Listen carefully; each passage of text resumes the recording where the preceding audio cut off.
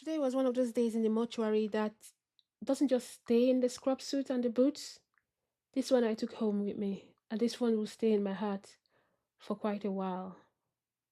It's not something that they teach you in medical school or you learn in practice. I think this one teaches me the heartbreaking cost of silence. If you've watched any of my previous videos, you'll know that in most of my stories, I just take a postmortem case I've done and tell it in form of a story and then try to highlight lessons that the living can learn from that. I normally use AI videos to make the story, but this one is going to be different. I'm not going to use AI videos. I'm just going to use videos of me coming back from work and nice videos of nature that I have in my phone to make this one, because this one is quite different. The person I examined today hadn't been seen for weeks. Nobody called on the person's house. But I think people tried to reach him on the phone, and they couldn't get in touch with him. And then after about 2 or 3 weeks, somebody finally decided to turn up at the house. They were welcomed by a stench, and when they were able to get police to get in, he was found diseased, and it appeared that he had been diseased for quite a while. You can imagine that now is summer, so imagine someone in the house being diseased for quite a while. Don't imagine too much though, because it's not a very nice imagination.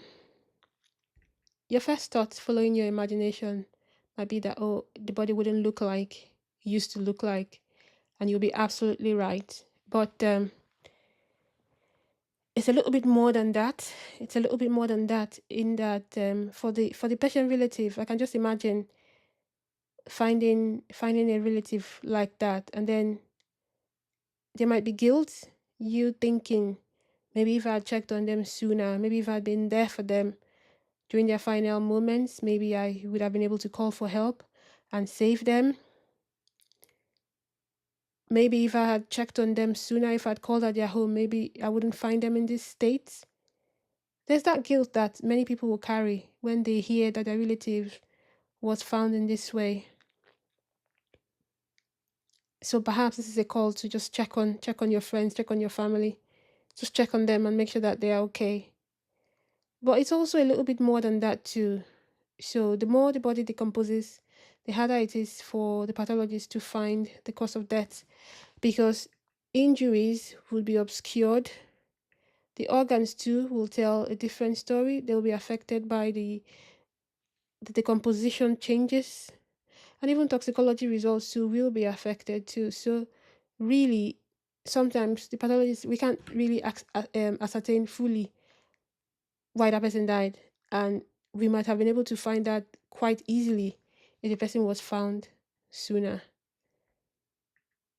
There's also another consequence. Think about it. Many people, this one is a human one, it isn't necessarily medical. So, in most cases, families like to come and pay their final respects to their dead loved ones in the mortuary just to see them there. But when decomposition sets in, how will the loved ones be able to see their their relatives? And in most cases, too, people like, or in some cases, people like open casket funerals. That will no longer be possible in this case because it might just really traumatize people.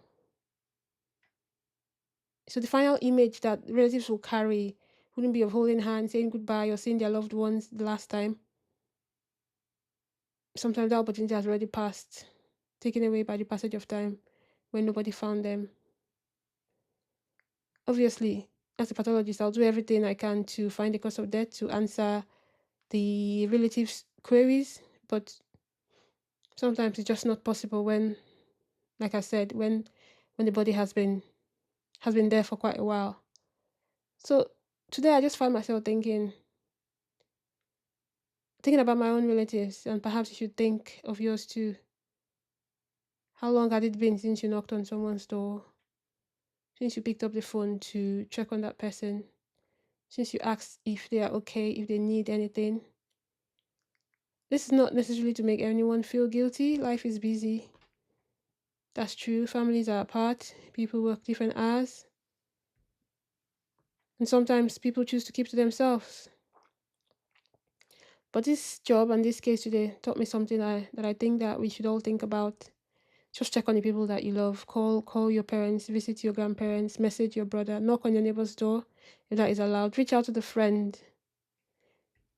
Those small moments of connection can mean more than we ever realize. Sometimes they prevent loneliness, sometimes they bring comfort, but most importantly, sometimes they can save a life.